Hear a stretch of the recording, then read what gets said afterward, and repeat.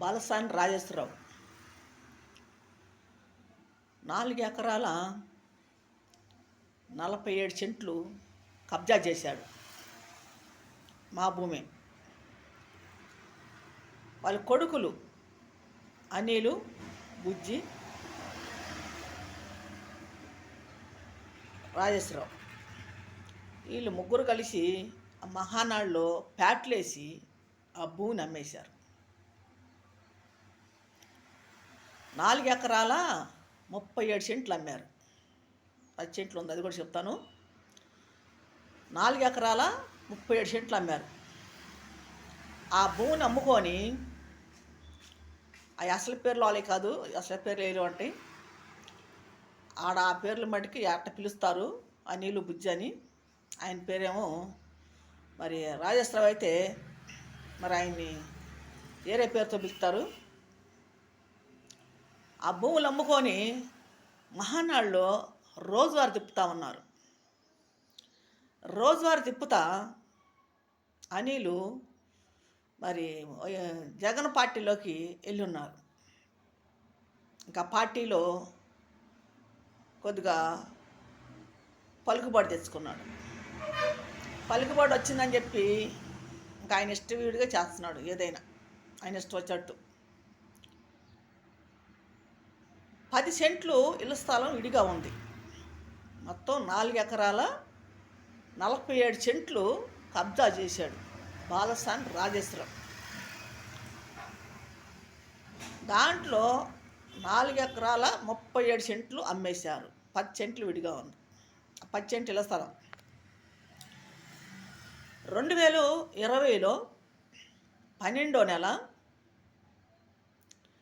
మరి 28వ తారీఖు ఆ 10 సెంట్లు బాలసాని రాజేశ్వరరావు ఇద్దరు కొడుకుల పేరు మీద, అనిల్ పేరు మీద 5 సెంట్లు, బుజ్జి పేరు మీద 5 సెంట్లు రిజిస్టర్ చేపించాడు. దొంగ రిజిస్టు. అది తాడేపల్లిలో శ్రీహరి కొడుకుల దగ్గర రాపిచ్చాడు. రిజిస్టర్ చేపించాడు. 2020 12వ నెల 29వ తారీఖున చనిపోయాడు. రాపిచ్చిన తెల్లారే చనిపోయాడు ఆయన రాజేశ్వరరావు. 4 ఎకరాల 47 సెంట్లు వాళ్ళు ఆక్రమించుకొని అమ్మేసుకున్నారు. దాంట్లో 10 సెంట్లు ఖాళీగా ఉంది. అది కూడా కేసు అయింది. మాకు వాళ్ళకి కేసు అయింది. అది అమ్మటానికి కుదరదు. అది వాళ్ళు ఇల్లు కట్టుకోవట్లా, మేము ఇల్లు కట్టుకోవట్లా, మమ్మల్ని రానిట్ల వాళ్ళు. అది బోకర్లకు కూడా ఒక 5 లక్షలు ఇస్తాము, 10 లక్షలు ఇస్తాము, బేరకాయలు తీస్తామని చెప్పి బేరకాయలను కూడా రెచ్చగొట్టారు వాళ్ళు. బేరకాయలు కూడా కొద్దిగా మొగ్గారు, తర్వాత వెనక్కి తగ్గారు వాళ్ళు. అమ్మితే మళ్ళీ తీసుకొస్తే పేచీలు అని చెప్పేసి వాళ్ళు కొంచెం వెనకాడారు. ఆ 10 సెంట్లు అలా ఉంది ఇప్పుడు. దాంట్లో పెద్ద పెద్ద చెట్లు, ముళ్ళ చెట్లు ఉన్నాయి. ఆ చెట్లు కూడా ఈ మధ్య దొంగసాటిగా అక్కడో చెట్టు కొట్టించేశారు, ప్యాట్ సదరం చేయాలని. అక్కడ కూడా గొడవలు అయినాయి. తర్వాత సముద్రాల శరిబాబు 81 సెంటు ఆక్రమించాడు. 81 సెంటు కబ్జా చేసి ఆయన కొడుకులు చందు, బుజ్జి, అవి అసలు పేర్లు కాదు, అవి వేరే పేర్లు, రోజుగా పిలిచే పేర్లు అవి. అసలు పేర్లు వేరే ఉన్నాయి. ఆయన అప్లికేషన్లో రాసిన అసలు పేర్లు ఆలయ్యాలయ్యి. 81 సెంటుని కబ్జా చేసి ఆయన కూడా దొంగ రిజిస్టులు చేపించుకున్నాడు. తాడేపల్లి శ్రీహరి కొడుకుల దగ్గర రాపించారు. అది కూడా దొంగ రిజిస్టులు. అవి చందు, బుజ్జి. ఆ అబ్బాయి కూడా చనిపోయాడు, లేడు ఇప్పుడు. సముద్రాల చెరుబాబు కూడా ఇప్పుడు చనిపోయాడు, లేడు ఆయన కూడా. ఈ భూమిని ఆక్రమించుకొని వాళ్ళు మా మీద దౌర్జన్యం చేశారు. దానికి ఎటువంటి పరిష్కారం మాకు జరగట్ల. వాళ్ళిద్దరు కలిసి కుమ్మక్కయ్యి మా స్థలాలు ఎక్కడెక్కడ ఉన్నాయి, మా పొలాలు ఎక్కడెక్కడ ఉన్నాయని ఎంఆర్ఓ వాళ్ళని పట్టుకొని ఆ లిస్టు తీపిచ్చాళ్ళు. ఆ లిస్టులో ఎక్కడెక్కడ ఉన్నాయని చెప్పి సర్వే నెంబర్లు కూడా ఇక్కడ నెంబర్లు కాకుండా వడ్డేశ్వరం సర్వే నెంబర్లు పెట్టి మార్చి ఆ ప్యాట్లు వేసి అమ్మారు. అట్లా మన మహానాడి సీతనారాయణ సర్వే నెంబర్లు కాదయ్యి. బైపాసు కొల్లకాండ దగ్గర వడ్డేశ్వరం దగ్గర సర్వే నెంబర్లు, ఆ నెంబర్లు పెట్టి ఆ భూముల్ని అమ్మేశారు. ఈ చేసింది ఎవరు? MRO, VRO, RI, municipality commissioner, joint collector. వీళ్ళు కొమ్మక్కైపోయి ఆ భూమిని వాళ్ళు అమ్మితే వీళ్ళు వాళ్ళ దగ్గర లంచాలు తీసుకొని అధికారులు వాళ్ళకి రాసి ఇచ్చేశారు. రికార్డులో అడంగల్లో మా పేర్లు ఉన్నాయి. మేము చుట్టకు తిరుగుతూనే ఉంటున్నాం. ఆఫీసుల చుట్టూ మేము తిరుగుతున్నాం. ప్రతి ఆఫీస్ చుట్టూ మేము అర్జీలు పెడుతున్నాం. ఆ సర్వే నెంబర్లు పెట్టి మేము పెడుతూనే ఉన్నాం. సర్వే నెంబర్ పెట్టి మేము పెడుతున్నా కూడా మమ్మల్ని తారుమారు చేసి, మమ్మల్ని అల్లకొల్లాలు చేసి చాలా చిత్రవతం చేశారు. ఎంఆర్ఓ వాళ్ళు కూడా మమ్మల్ని చాలా బాధ పెట్టారు మమ్మల్ని. అసలు దొంగలు ఎక్కడో లేరు. ఎంఆర్ ఆఫీసులోనే దొంగలు, వాళ్ళే దొంగలేము. ఎంఆర్ఓ, ఈఆర్ఓ, ఆర్ఐ, మరి మున్సిపాలిటీ కమిషనరు వీళ్ళే అస్సలు దొంగలు. వీళ్ళే జాయింట్ కలెక్టరు అసలు దొంగలు వీళ్ళే. దొంగలు ఎక్కడో లేరు. దొంగలు పడ్డారు కానీ దొంగలు వాళ్ళే. ఎక్కడ భూములు ఖాళీగా ఉంటే అమ్ముకుంటారు. ఎక్కడ వాళ్ళ రికార్డులో భూములు ఉంటాయి, బేదోళ్ళ భూములు, వాళ్ళు అమ్మి వాళ్ళు స్వాతం చేసుకుంటారు. ఈ అమాయకుల్ని ఆ ఆఫీసు చుట్టూ తిరిగి వాళ్ళు చనిపోయేవాళ్ళు. వాళ్ళు చనిపోతారు. ఆ మనోయాత వాళ్ళకి పడిపోయి దిగులు పెట్టుకొని వాళ్ళు మా భూమి రాలేదు, మేము తిరుగుతున్నాము, చెడు తిరుగుతున్నా కూడా మా భూమి రావట్లేదని చెప్పి వాళ్ళు ఆ మనోయాత పడిపోయే వాళ్ళకి చనిపోతూ ఉంటారు. అలాగా ఏదిస్తున్నారు ఎంఆర్ఓ వాళ్ళు. ఇప్పుడు ఎంఆర్ఓ కాడికి ఎందుకు వెళ్తారు? గవర్నమెంటు నిజాయితీగా ఉంటారు, నిజాయితీగా ఉండి పనులు చేస్తారని చెప్పి వాళ్ళు ఒక గవర్నమెంట్ అని చెప్పి వాళ్ళ దగ్గరికి వెళ్ళి వాళ్ళ కాళ్ళ ఏళ్ళ పడి ఏడ్చి, ఈ బీదోడు చేసే పని అదే. ముందు ఏంటంటే వాడు దుఃఖం ఆపుకోలేక వాళ్ళ కాళ్ళ మీద పడి వాళ్ళకి నమస్కారాలు చేసి వాళ్ళ కాళ్ళు పట్టుకొని ఏడిచి వాళ్ళ కన్నీళ్ళు వాళ్ళ పాదాలు కడిగి, వాళ్ళకి కనికరం ఉండదు, వాళ్ళకి జాలి ఉండదు, దయ ఉండదు. ఎందుకంటే కఠిన హృదయం వాళ్ళతో కఠిన హృదయం. ఆ హృదయం కూడా ఎందుకు వాళ్ళకి ఎట్లుంటుంది? ఎందుకు ఉంటుందంటే ఆ హృదయం కూడా లంచాలకు ఆశపడి ఆ వచ్చే డబ్బును బట్టి గర్వం, అహంకారం, మదం. మేము డబ్బు సంపాదిస్తున్నాం, లక్షలు సంపాదిస్తున్నాం, మమ్మల్ని ఎవరేం చేయలేరు, ఎవరేం అనలేరు, అదాటి దౌర్జన్యం చేస్తా అంటారు. ఈ అమాయకులు బలైపోతున్నారు. వాళ్ళ ఆఫీసుల చుట్టూ తిరిగి వాళ్ళ కుర్చీల కింద నలిగిపోతాం, వాళ్ళ పాదాల కింద నలిగిపోతున్నామే. ఈ లేబర్కి, బీదవాళ్ళకి ఎప్పుడు న్యాయం జరిగిద్ది? ఎక్కడ న్యాయం జరిగిద్ది? దీన్ని పరిష్కరించేది ఎవరో? ఇది న్యాయం చేసేది ఎవరు? ఏ అధికారి న్యాయం చేస్తారు? ఈ బేదోళ్ళు బాధలు ఎప్పుడు తొలగిపోతాయి? కులాలంచతో, కులాలను బట్టి అస్సలు ఎంత లోకంగా చూస్తారంటే అంత సులభంగా మాట్లాడతారు ఆ మనిషిని. వాళ్ళు మడిచే వీళ్ళు మడిచే, వాళ్ళకి వస్తే రక్తం వచ్చింది, వీళ్ళకి వస్తే రక్తం వచ్చింది. పాలు రావు కదా, ఎవరికి వచ్చినా అదే రక్తం. జంతువుని కోసిన రక్తమే, ఏ మనిషిని కోసిన రక్తమే. పాలేం రావుగా, వాళ్ళలోంచి ఎండు బంగారం రాదుగా, ఎవరు కోసినా రక్తం వస్తుంది. ఎందుకు ఇలా తయారవుతారో మరి తెలీదు. బీదోడు అంటే అంత సులభం. వాళ్ళకి ఒంటరిగా జీవిస్తున్నారంటే ఎంత లోగుగా చూస్తారో వాళ్ళని. ఒక దుర్మార్గంగా ఆలోచిస్తూ ఉంటారు. మరి అధికారులు ఇలాగ ఎందుకు చేస్తారో తెలీదు. మరి వాళ్ళవి కూడా కుటుంబాలు, మరి వాళ్ళవి కూడా ఒక జీవితాలు, వాళ్ళకి బిడ్డలుంటారు, వాళ్ళకనేది ఒక కుటుంబం ఉంటుంది. ఆలోచించుకోరా? ఒకళ్ళు నోరు కొట్టి మనం బాగుపడాలంటే అది ఎంతవరకు సాధ్యం? ఆ బీదోడు నోరు కొట్టి నీ తీసుకుంటున్నావంటే ఆ బీదోడు ఎంత ఏడుస్తున్నాడు, వాడు ఎంత బాధపడుతున్నారు, వాళ్ళు అలోన ఏడుస్తున్నారే, అయ్యి అర్థం కాదా? అంతంత చదువుతున్నారు, ఎందుకు మీకు జ్ఞానం ఉండలేదు? ఒక మడిసి మీద మీకు ఎందుకు మీకు అంత దారుణంగా చేస్తున్నారు?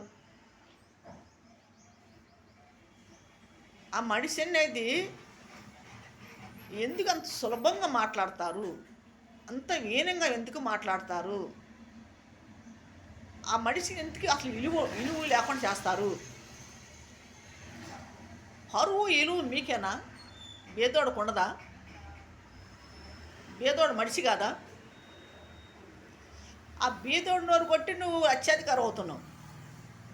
లేదా బీదోడే లక్షాధికారం లెక్క అయితే ఆ బీదోడి కాడు దోచుకొని నువ్వు లక్షాధికారం అవుతున్నావు. అసలు బీదోడు నువ్వే. ఆ బీదోడు కాడు దోచుకొని దౌర్జన్యంగా, ఒక రౌడిజంగా, ఒక గూండాయిజంగా దోచుకొని నువ్వు 10 మందిలో చలమా చేస్తున్నావు. ఆ డబ్బు బట్టి, అక్కరంగా సంపాదించిన డబ్బుని బట్టి. నువ్వు నిజాయితీగా స్వతంత్రంగా నువ్వు సంపాది డబ్బు, నువ్వు కష్టపడి సంపాయి, అన్యాయంగా అకరంగా సంపాదించి ఆ డబ్బు ఎప్పటికైనా మోసం, ఒకళ్ళని దగా చేసి నువ్వు సంపాదిస్తే ఆ డబ్బు ఎలా అయితే వస్తుందో అది ఏదో ఒక రోజు నిన్ను మోసగిస్తుంది, నిన్ను అగ్నిలో పడేసిద్ది, ఒక గుండంలో పడేసిద్ది. అది అర్థం చేసుకోవాలి. ఎందుకంటే ఒకళ్ళని ఏడిపించి బాగుపడేదంటే అది కొన్నాళ్ళే. చెడ్డ పేరు, అది మంచి పేరేం కాదుగా. మంచి సంపాదించుకోవాలంటే ఎన్నాలో పడుతుంది, చెడు సంపాదించుకుంటే క్షణం పట్టదు. కష్టపడే సొమ్ము మనం కారం మెతుకులు తిన్నా అది ఒంటికి పట్టిద్ది. నువ్వు అన్యాయంగా అక్కరంగా సంపాదించి బిర్యానీలు, పలావులు, చికెన్లు, మటన్లు, మరి చేపలు, రొయ్యలు, పీతలు ఇవన్నీ తింటారు. ఏంటి అక్కరంగా వస్తుంది ఆ డబ్బు, మందు ఇందు అన్నీ చేస్తారు. నువ్వు కష్టపడి చేయని చేయలేవు. కష్టపడి చేసేది ఏంటంటే అది ఇంటి వరకే మనకి పోషించుకోగలం. ఎక్కరంగా వచ్చినాయంటే ఎన్ని శ్రద్ధలు చేస్తారు, ఎంజాయ్ చేస్తారు. ఎందుకంటే ఆ డబ్బు కన్ను మిన్ను కనపడదు. ఆ డబ్బు వస్తే వాళ్ళకి ఏమి తెలియదు. ఇంకా ఆ డబ్బు ఉంటే చేతిలో ఏదైనా చేయొచ్చు, ఎవరినైనా కొట్టచ్చు, ఎవరినైనా తిట్టచ్చు, ఎవరిమైనా అన్యాయంగా కేసులు పెట్టచ్చు అని ఆలోచిస్తూ ఉంటారు. అది దారుణం, మోసం. చదువుకున్నప్పుడు, ఉద్యోగాలు చేస్తున్నప్పుడు చదువు మీద జ్ఞానం ఉంచాలి. చదువు మనం అన్యాయాలు అక్రాలు చేయకూడదు, మంచి పనులు చేయాలి, మనుషులకి పనికొచ్చే పనులు చేయాలి, దేశానికి పనికొచ్చే పనులు చేయాలి, ప్రజలకు పనికొచ్చే పనులు చేయాలి. 10 మంది చెప్పుకునేటట్టు ఉండాలి, 10 మంది చేదరించుకునేటట్టు కాదు. ఫలానా మనిషి ఫలానా రా అని చెప్పి గొప్పగా చెప్పుకోవాలి. మరి ఒక మనిషి జన్మ మనం ఎత్తామంటే మనము ఒక నిజాయితీగా బతకాలి, నీతిగా నిజాయితీగా ఉండాలి. ఒకళ్ళ సొమ్ముకి మనం ఆశపడకూడదు. ఒక్కడు సొమ్ము వేసుకొని ఎన్నాళ్ళు బాగుపడతావు? ఈ తరతరాలు దెబ్బ గది. ఆ ఉసురు అనేది తరతరాలు కొడుతుంది, ఈ వంశాన్ని కొట్టిద్ది, బిడ్డల బిడ్డల తరం కొట్టిద్ది. అది ఒక్కరితో పాదు. ఆ మోసతనం అనేది, ఆ అక్రమం అనేది, ఆ దోపిడీలు, ఆ రౌడీజం, ఆ గోండాయిజం ఒక్కరితో పాదు.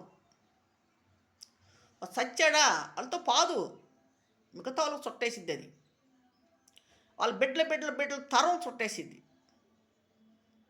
వాళ్ళు వంశాలు వస్తూనే ఉంటుంది. అరే తండ్రి వాడు చేసేటరా, వాడు కొడుకు అట్ట చేశాడరా, వాడు మనవాడు అట్ట చేశాడరా. అదే బడి. ఇంకా మంచి పేరు ఎప్పుడు వచ్చింది వాళ్ళకి? రాదు. ఇంకా మంచి పేరు అనేది రాదు. నువ్వు కోట్లు సంపాయి, భూములు సంపాయి, రాదు ఆ పేరు. నువ్వు కష్టపడి పచ్చడి మెతుకులు తిని, కారం మెతుకులు తిని, కష్టపడి అది నిజాయితీగా ఉంటే అది పేరు.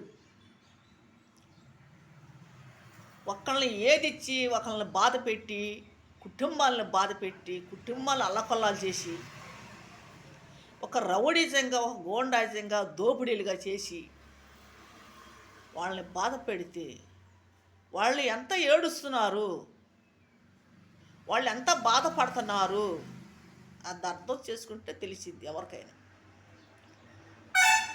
అర్థం కాని మనుషులకి ఏం తెలియదు, అర్థం చేసుకుంటే తెలిసిద్ది. ఇప్పుడు ఎంఆర్ఓ వాళ్ళు, కలెక్టర్లు లంచాలు తీసుకుంటున్నారు. వాళ్ళు ఎక్కడో సాట పట్టుబడతారు, గవర్నమెంట్కి దొరికిపోతారు వాళ్ళు. అప్పుడు వాళ్ళని రాష్ట్రాలు, కేంద్రాలు పేపర్ కానీ, టీవీలు కానీ వార్తలు ఇచ్చేస్తారు. పరువు పోతుందా లేదా? వాళ్ళు ఇలువ పోతుందా లేదా? తలెత్తుకొని తిరుగుతారా మళ్ళీ బజార్లో? తలెత్తుకొని మళ్ళీ పేటలో తిరుగుతారా? ఎంత నామోసుకుంటుంది, ఎంత చిన్నతనంగా ఉంటుంది. ఉద్యోగం చేస్తున్నప్పుడు నీకు 4 లక్షలు వస్తున్నాయో, 2 లక్షలు వస్తున్నాయో, 1 లక్ష వస్తుందో సాలవాయి నీకు? నీ నెల తింటాకి ఎంతకాలం బతితో? మా అంటే ఒక 50,000 తింటావు, ఇంకంతకంటే ఎక్కువ తినలేవు కదా. ఎక్కడ సంపాదన మీద దేనికి ఆధారపడుతున్నారు? మీ బిడ్డలకి సంపాదించి వెనకేయాలనా?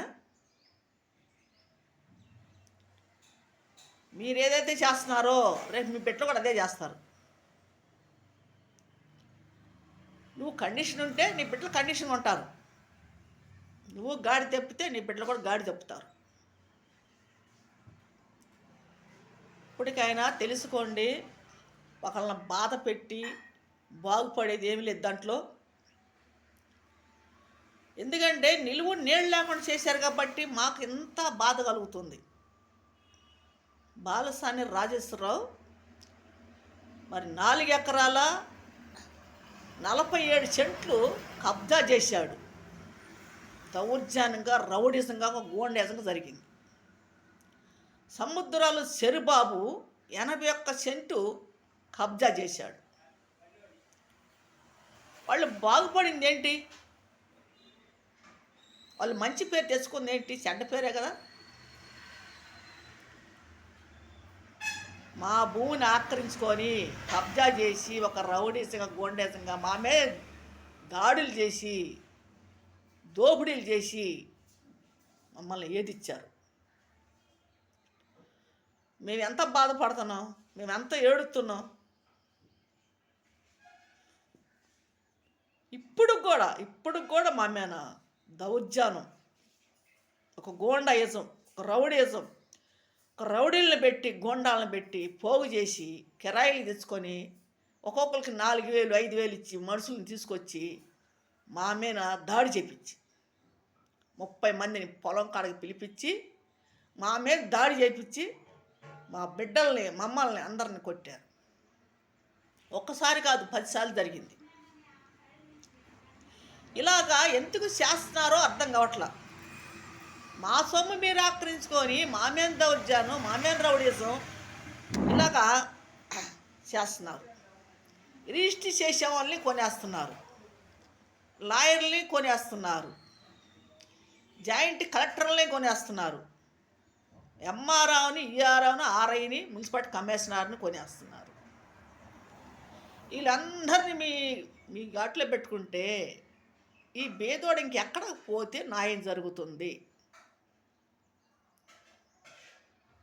వీళ్ళందరినీ మీ ఆదరణలో తెచ్చుకొని వాళ్ళకి లంచాలు ఇచ్చి, లంచాలు ఉసిగలిపి వాళ్ళకి ఇలాగా చేశారు.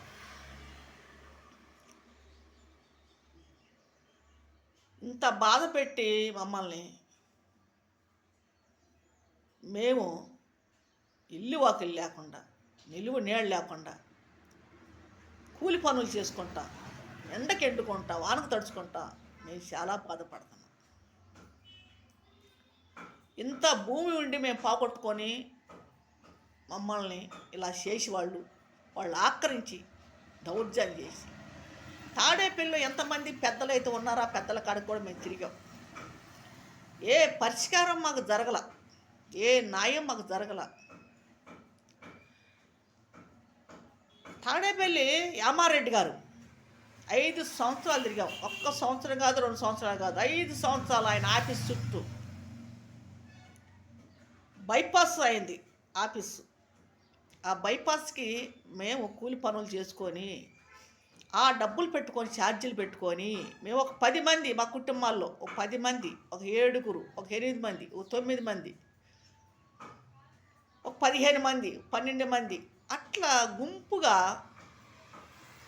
2 రోజులకోసారి, 3 రోజులకోసారి, 2 రోజులకోసారి, 3 రోజులకోసారి ఆయన ఆఫీస్ చుట్టూ తిరిగి ఆయన ఆఫీస్ కాడ కూర్చునేవాళ్ళు వెళ్ళి బైపాస్లో. సాయంకాలం 5 గంటలకు వెళ్ళి కూర్చుంటే నైట్ 10ంటికి ఇంటికి చేరేవాళ్ళం. వెళ్ళినప్పుడల్లా ఏదో సాకులు చెప్పేవాడు. అయ్యా సార్, మాది ఇట్లా జరిగింది, మా భూమిని ఆక్రమించారు, మాకు న్యాయం చేయండి. ఆయన కాళ్ళ మేము పడి ఏడిసాం. మాకు ఇల్లేవయ్యా, మా క్యాస్ట్ మాదిగోళ్ళం, మమ్మల్ని అన్యాయం చేశారు, బాధ పెట్టారు అని ఎన్నిసార్లు ఆయన కూడా అర్జీలు రాసుకెళ్ళి ఇచ్చాం. ఆయన కూడా ఇదిగో అదిగో ఇదిగో అదిగో ఇదిగో అదిగో అని 5 సంవత్సరాలు గడిపేశాడు. 5 సంవత్సరాలు కూడా బోల్డ్ డబ్బులు ఖర్చు పెట్టుకున్నాం మేము. అంటే ఎవరికి ఇచ్చింది కాదు, మా ఖర్చులు, మా ఛార్జీలు, ఆటోలు కానీ బస్సులకే కానీ మా ఛార్జీలు పెట్టుకొని మేము తిరిగాం. అక్కడికి వెళ్తే మాకు టీలు ఖర్చు అని, టిఫిన్ ఖర్చు అని ఖర్చులు ఉండేమా. ఒక్కోసారి పొద్దున పూట వెళ్ళేవాళ్ళం 10ంటికి. 10ంటికి పోయి మధ్యాహ్నం 3ంటి దాకా కూర్చునేవాళ్ళం. అట్లా జరిగింది. ఆ అధికార కాడికి కూడా మేము తిరిగాం. ఏ పరిష్కారం, ఏ న్యాయం జరగల. తర్వాత అన్నాడు, పిలిపించి వాళ్ళని మిమ్మల్ని పిలిపించి పరిష్కారం చేస్తానులే అన్నాడు. మరి ఏమైందో ఏమో మాకు తెలీదు. ఈ ఊళ్ళో మేము మా భూ ఆక్రమించిన వాళ్ళిద్దరు బాలసాని రాజేశ్వరరావు, సముద్రాల చెరిబాబు. వాళ్ళల్లో ఇంకా 3 ఉన్నారు పెద్దోళ్ళు ఆ ఊళ్ళో.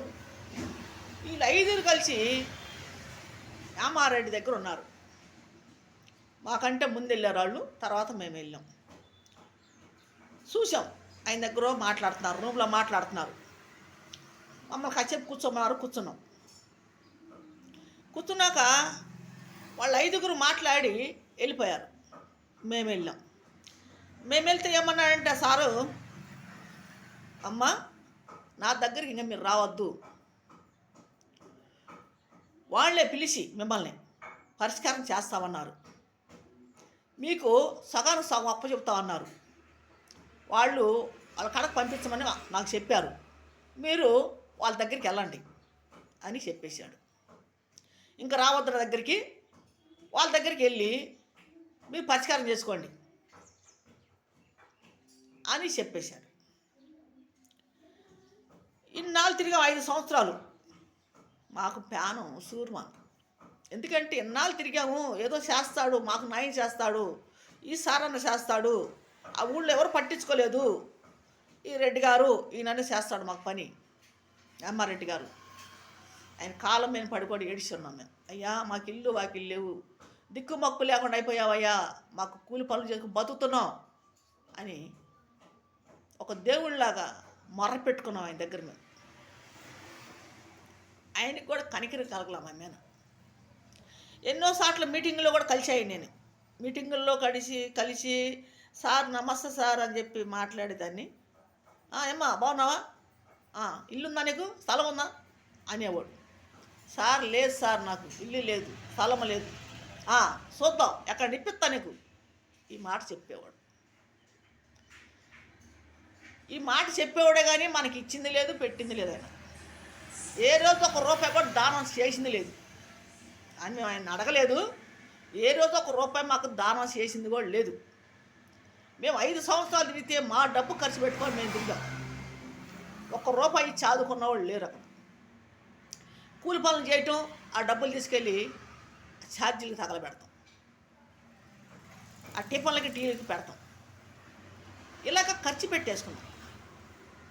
మధ్యలో అప్పులు చేసుకునే వాళ్ళని ఒక 400, 300 అప్పులు చేసుకోవటం, మళ్ళీ పని చేసుకోవటం, మళ్ళీ కడతాం.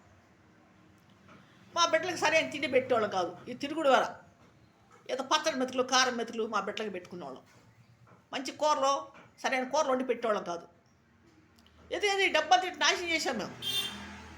ఎంత డబ్బు వచ్చిద్దని ఆశతో వచ్చిద్ది ఇస్తారు, సార్ ఇప్పిస్తాడు,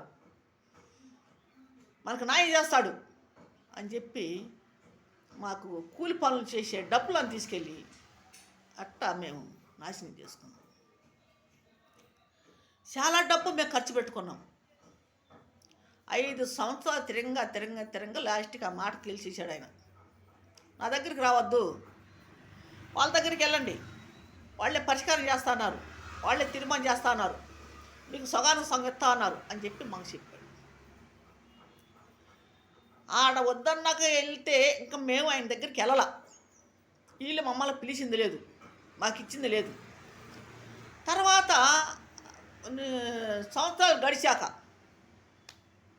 పిలిపించి మమ్మల్ని కొట్టారు. మీరు ఆడకపోయి భూములు ఆడుతారు, ఏడకపోయి భూములు ఆడుతారు అని మమ్మల్ని బూతులు తిట్టి, కులాలు తిట్టి మమ్మల్ని, మా బిడ్డల్ని కొట్టారు. సరే మేము ఇంకెవరి కాడికి వెళ్ళటానికి లేదు, చెప్పుకోవటానికి లేదు. అలాగొచ్చేసి తర్వాత మళ్ళీ కొన్ని రోజులు గడిచాక మళ్ళీ ఇంకొకరు పిలవటం, రాండి మీ భూములు మీకు ఎత్తాం, మాట్లాడదాం అని మళ్ళీ పిలిచి మళ్ళీ అక్కడ కొడతాం. మీరు ఈ ఊళ్ళో ఉంటాం లేదు, ఈ ఊరు ఖాళీ చేసి వెళ్ళిపోండి అని మమ్మల్ని బెదిరియటం. మీరు అంటరానోళ్ళు, మీరు బాధికోళ్ళు, మా ఊళ్ళో ఉంటాం లేదు, మాలో తిరుగుటాకు లేదు అని చెప్పి మమ్మల్ని బెదిరియటం. ఈ రకంగా చేశారు. ఎన్నిసార్లు కులాలు ఎత్తి తిట్టి మమ్మల్ని కులాలతో బాధ పెట్టి హింసించి చాలా చిత్రవాదం చేశారు. మరి మాదిగోళ్ళు అంటున్నారు. మరి ఆ మాదిగోళ్ళు సొమ్ము తినేటప్పుడు వాళ్ళకి అంటుకోవట్లేదా? అప్పుడు నామోసు లేదా? అప్పుడు చిన్నతనం లేదా? కులాలు అయితే ఎంచుతున్నారు, మరి వాళ్ళు భూములు, వాళ్ళ స్థలాలు ఆక్రమించుకొని వాళ్ళ సొమ్ముతో బతుకుతున్నారు కదా, అప్పుడేమనిపించట్లేదా?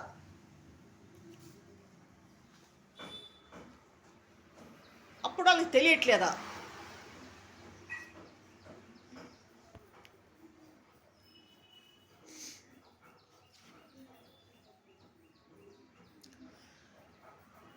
సో కులాలు ఎంచాల్సిన అవసరం ఏమొచ్చింది?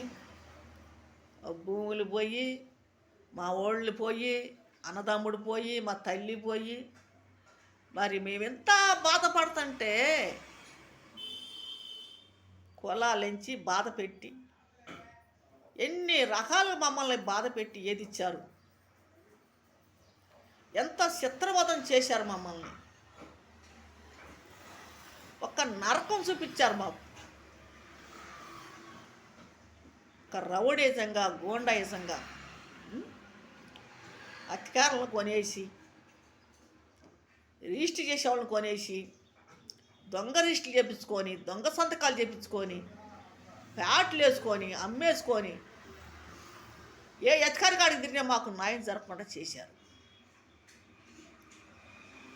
5 ఎకరాల 28 సెంట్లు భూమి ఇద్దరు పంచుకొని పక్కన చేశారు. ఆ భూములు సంపాదించి మేళ్ళ మిద్దులు కట్టి దాంట్లో ఏమన్నా సుఖపడుతున్నారా?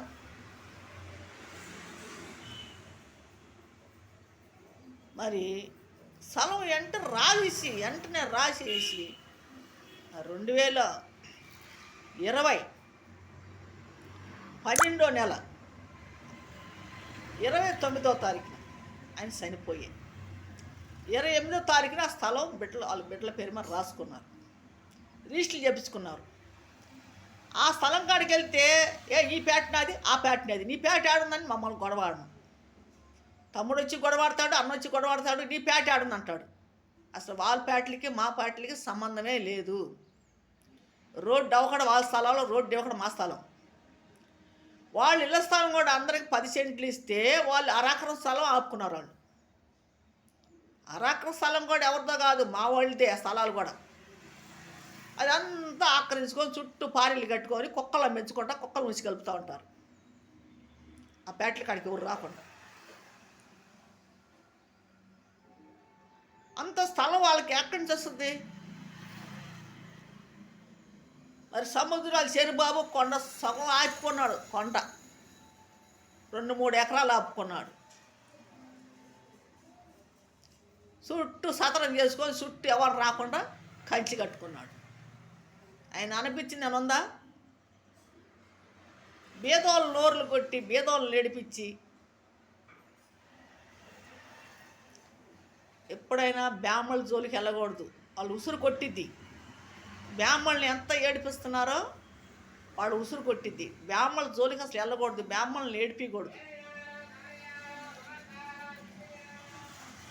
ఇలాగా